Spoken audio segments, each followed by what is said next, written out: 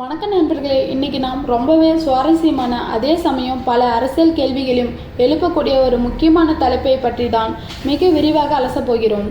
தமிழக அரசியலும் சரி, அண்டைய மாநிலமான கேரளா அரசியலும் சரி, இப்போது அனைவரது கவனத்தை ஈர்த்துள்ள ஒரு செய்தி என்னவென்றால், தமிழக முதல்வர் விஜயின் கேரளா பயணம் ரத்து செய்யப்படுகிறதா என்பதுதான்.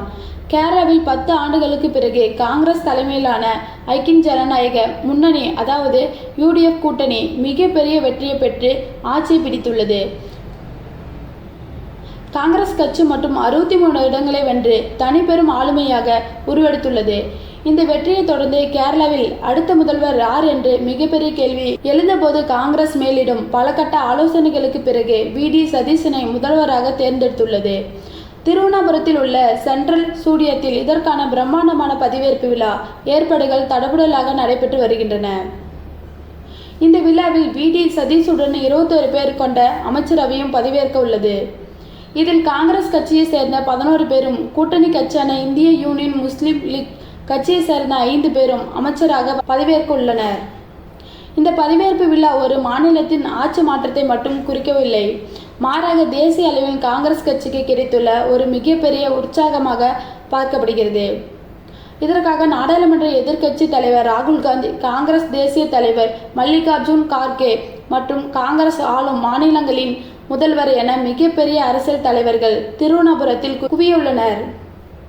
இந்த சூழலில் தமிழக முதல்வரும் தாவேக தலைவருமான விஜய்க்கும் இந்த விழாவில் பங்கேற்க சிறப்பு அழைப்பு விடுக்கப்பட்டிருக்கிறது. தமிழகத்தின் தமிழக வெற்றி கழகமும் காங்கிரஸ் கட்சியும் கூட்டணியில் உள்ளதாகவும், சமீபத்தில் விஜய் தமிழக முதல்வராக பதவியேற்ற விழாவில் ராகுல் காந்தி நேரில் கலந்து கொண்டு சிறப்பித்ததாகவும், விஜய் நிச்சயமாக கேரளா முதல்வர் பதவியேற்பு விழாவில் பங்கேற்பார் என்று ஒட்டுமொத்த அரசியல் நோக்கர்களும் அவரது கேரளா ரசிகர்கள் ஆவலோடு எதிர்பார்த்து காத்திருந்தனர்.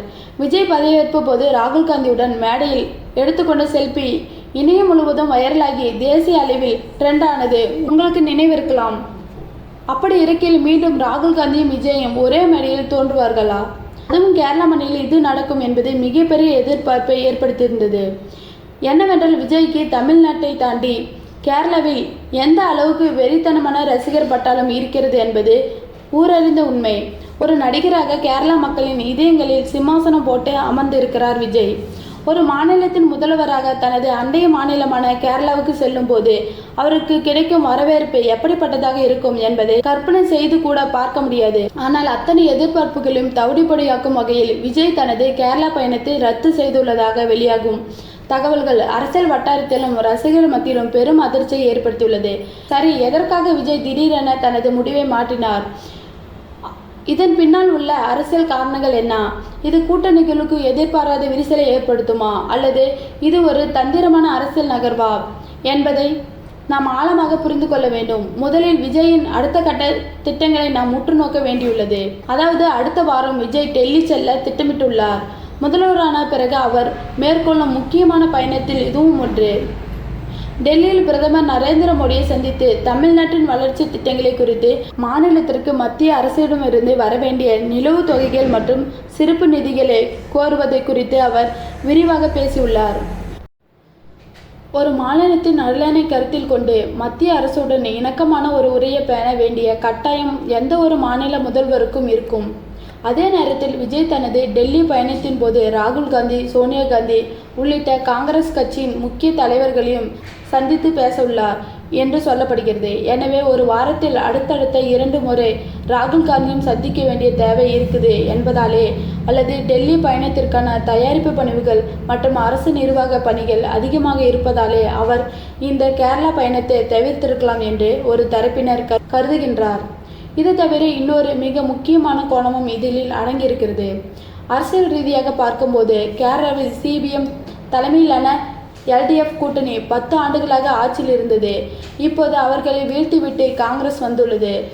தமிழகத்தின் CPM கட்சியுடன் விஜய் என்ன வகையான நிலைப்பாட்டை கொண்டிருக்கிறார் என்பதையும் தேசிய அளவிலான கூட்டணி கருத்துக்களையும் நாம் பொறுத்திருந்து பார்க்க வேண்டும். மேலும் முதல்வர் பொறுப்பேற்ற புதிதில் மாநிலத்தின் நிர்வாகத்தின் முழு கவனம் செலுத்த வேண்டியிருப்பதால் வெளி மாநில அரசியல் நிகழ்வுகளில் அதிகமாக கலந்து கொள்வதை தவிர்க்க விஜய் முடிவெடுத்திருக்கலாம். கேரளா ரசிகர்களை பொறுத்தவரை தங்கள் அபிமான நட்சத்திரம் ஒரு மாநிலத்தின் முதல்வராக தங்கள் கண்முன் வந்து நிற்பார் என்று எதிர்பார்த்து ஏமாற்றம் அடைந்திருப்பது உண்மைதான். சமூக வலைதளங்களில் அவர்கள் தங்களின் ஆதங்கத்தை வெளிப்படுத்தி வருகின்றனர். விஜய் அண்ணா வரலையா என்ற கேள்விகள் இணையதளம் முழுவதும் எதிரொலிப்பதை காண முடிகிறது. ஆனால் அரசியல் என்று வரும்போது உணர்ச்சிகளுக்கும் அப்புறப்பட்ட ராஜதந்திர முடிவுகளை எடுக்க வேண்டிய ஒரு தலைவனின் கடமை. கூட்டணி கட்சி நிகழ்ச்சி என்றாலும் தனது மாநில பணிகளுக்கு முன்னுரிமை கொடுத்து டெல்லி பயணத்திற்கான யூகங்களை வகுப்பதில் அவர் கவனம் செலுத்துகிறார். இந்த தொடர்ச்சியான நிகழ்வுகள் தமிழக அரசியலும் தேசிய அரசியலும் பல புதிய விவாதங்களை தொடங்கி வைத்துள்ளன. அடுத்து வரும் டெல்லி பயணம் விஜய்க்கு எந்த அளவுக்கு கை கொடுக்கும்? பிரதமர் மோடியுடன் சந்திப்பு எப்படி அமையப் போகிறது? அதே டெல்லியில் காங்கிரஸ் தலைவர்களை அவர் சந்திக்கும் போது என்ன மாதிரியான அரசியல் யூகங்கள் விதிக்கப்படும்? இவை அனைத்துமே இந்திய அரசியல் களத்தில் உற்று நோக்கப்படும் மிக முக்கியமான அம்சமாகும். அதுவரை கேரள முதல்வர் வி.டி. சதீஷுடன் நமது வாழ்த்துக்களை தெரிவித்துக் கொள்வோம். விஜயின் அரசியல் பயணம் இனி வரும் காலங்களில் இன்னும் பல சுவாரஸ்யமான திருப்பு முனைகளையும் கொண்டதாக அமையும் என்பதில் சந்தேகமில்லை. தொடர்ந்து இணைந்திருங்கள். இதுபோல இன்னும் பல ஆழமான அரசியல் தகவல்களுடன் உங்களை சந்திக்கிறேன். நன்றி, வணக்கம்.